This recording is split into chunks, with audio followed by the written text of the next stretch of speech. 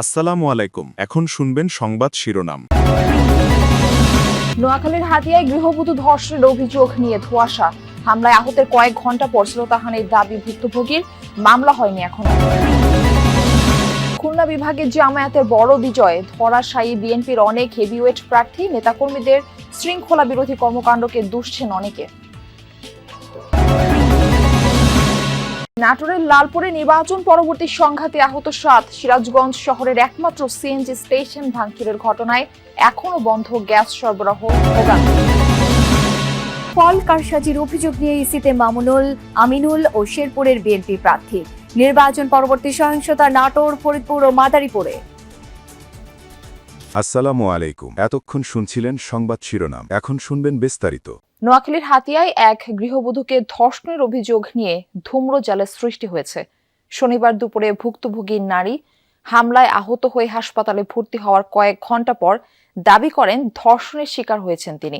এদিকে চিকিৎসক জানিয়েছেন থানায় মামলা না হওয়ায় এখনো শারীরিক পরীক্ষা করা হয়নি।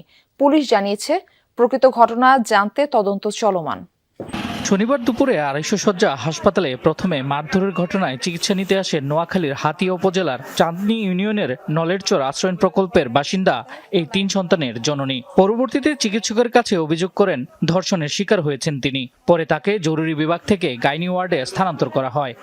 একজন ভিকটিমের এক্সামিনেশন করার জন্য আমাদের থানা থেকে একটা রিকুইজিশন লাগে এবং রিকুইজিশনটা একমাত্র থানা থেকে তখনই পাঠাতে পারবে যখন ওনারা সেখানে একটি ফর্মাল অভিযোগ করবেন।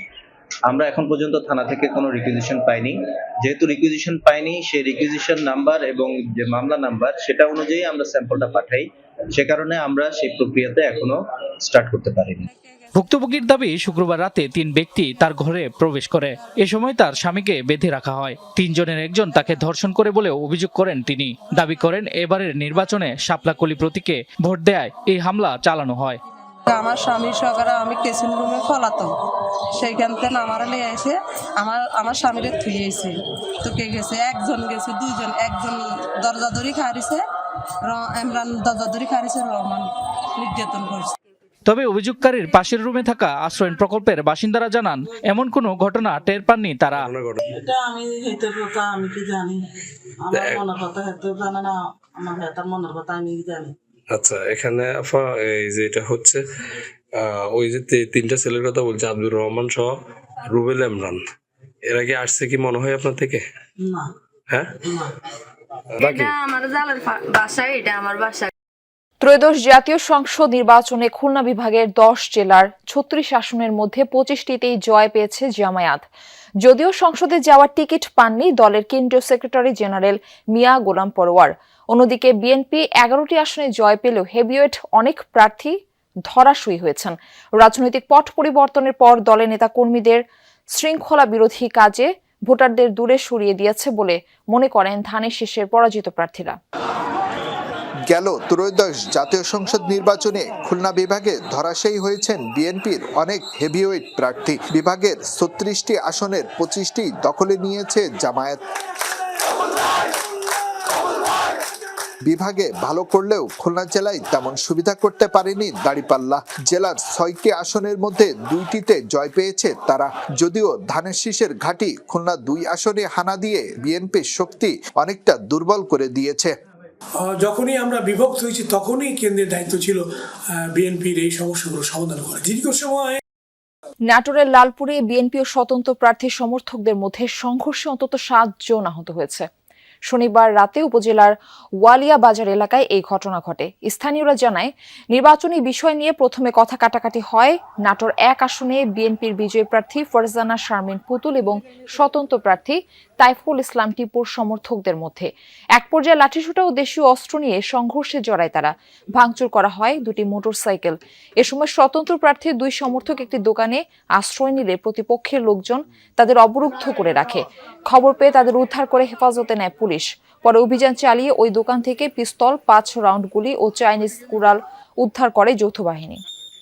সিরাজগঞ্জ শহরের একমাত্র সিএনজি স্টেশনে হামলা ভাঙচুরের ঘটনায় এখনো বন্ধ রয়েছে গ্যাস সরবরাহ। এতে বন্ধ রয়েছে হাজার হাজার সিএনজি চালিত অটোরিকশা, বাস, পিকআপ, মাইক্রোবাস সহ বিভিন্ন যানবাহন। বিপাকে পড়েছেন যাত্রী ও চালকরা।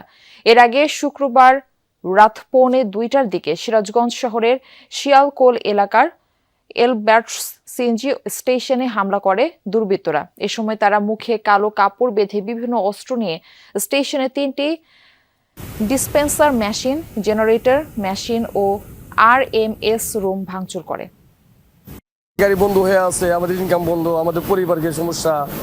এই আমরা কয়দিন বন্ধ থাকবো তার তো কোনো গ্যারান্টি নাই। ইমার্জেন্সি অনেক যাত্রী অনেক জায়গায় যাইতে হয়, কিন্তু তারাও যাইতে পারতেছে না, গাড়ি নাই। যারা ভাঙছে তারা যেই দলেরই হোক তাদেরকে দৃষ্টান্তমূলক শাস্তি দেওয়া লাগবে। 3টা ডিসপেন্সারি বাতিল, এরা নতুন করে আনতে হবে। 3টা দিয়েতে পরে 1 কোটি টাকা আর উপরেই দাম। জাতীয় পার্টির দুর্গখ্যাত কুড়িগ্রামে 4টি আসনে জামায়াতের হানা। জামানত হারিয়েছে 18 জন প্রার্থী। কোন্দল, জনবিচ্ছিন্নতা আর পূর্বের প্রতিশ্রুতি বাস্তবায়ন না করায় রাজনৈতিক দলগুলোর এমন পরাজয় বলে কেন্দ্র টার্গেট করে ফল গণনায় কারসাজির অভিযোগ তুলে পুনর্নির্বাচনের দাবি জানিয়েছেন ঢাকা 16 আসনের বিএনপি প্রার্থী আমিনুল, 13 আসনের 11 দলীয় ঐক্যের মামুনুল। ঢাকা 10 আসনের জামায়াত প্রার্থী জসিমউদ্দিন সরকারও কয়েকটি কেন্দ্রে অনিয়মের অভিযোগ করেন। ফলাফল স্থগিত চেয়ে পুনরায় নির্বাচনের দাবি করেন শেরপুর 1 আসনের বিএনপি প্রার্থী ডাক্তার সানসিলা জেব্রিন প্রিয়াঙ্কা। তবে নির্বাচন কমিশন বলছে গ্যাজেট প্রকাশের পর ফল বাতিলের সুযোগ নেই। ত্রয়োদশ জাতীয় সংসদ নির্বাচনের পর নাসির কমিশন বিভিন্ন মহল থেকে প্রশংসা পেলেও ভোটে অনিয়ম ও কারচুপির অভিযোগ করছেন বিএনপি জোট ও 11 দলীয় ঐক্যের কয়েকজন পরাজিত প্রার্থী। শনিবার সংবাদ সম্মেলনে ঢাকা 16 আসনের বিএনপির পরাজিত প্রার্থী আমিনুল হক অভিযোগ করেন কয়েকটি কেন্দ্র টার্গেট করে ফল গণনায় কারচুপি হয়েছে। একই অভিযোগ শেরপুর 1 আসনের ধানের শীষের ডাক্তার সানসিলা জেব্রিন প্রিয়াঙ্কার। জামাতের কর্মীরা আমার নেতা কর্মীদেরকে মারধর করছে যে কেন তারা এজেন্ট হয়েছে, এবং প্রচুর লোককে আহত করা হয়েছে। প্রচুর লোক আমার হসপিটালে ভর্তি আছে, মাথা ফাটিয়ে দেওয়া হচ্ছে, কোমর ভাঙা হচ্ছে, বয়স্ক নারীদেরকে মারা হয়েছে, যার কারণে তারা ভোট কেন্দ্র ত্যাগ করেছে। এই ইঞ্জিনিয়ারিং এর মাধ্যমে যে তারা আমার ভোট কাউন্ট এবং আমার এজেন্টকে রাখতে দিল না। দেশের কয়েক জেলায় নির্বাচন পরবর্তী সহিংসতার ঘটনা ঘটেছে। এতে বেশ কয়েকজনের হতাহতের খবর পাওয়া গেছে। বাড়িঘরে হামলা, ভাঙচুর, অগ্নিসংযোগ ও লুটপাটও করা হয়েছে। আগুন দেওয়া হয়েছে মোটরসাইকেলে। খবর পেয়ে পরিস্থিতি নিয়ন্ত্রণে কাজ শুরু করে আইনশৃঙ্খলা বাহিনীর সদস্যরা। এদিকে চাঁপাইনবাবগঞ্জে ককটেল তৈরির সময় বিস্ফোরণে প্রাণ গেছে 2 জনের। একের পর এক ছোড়া হচ্ছে ইট পাটকেল।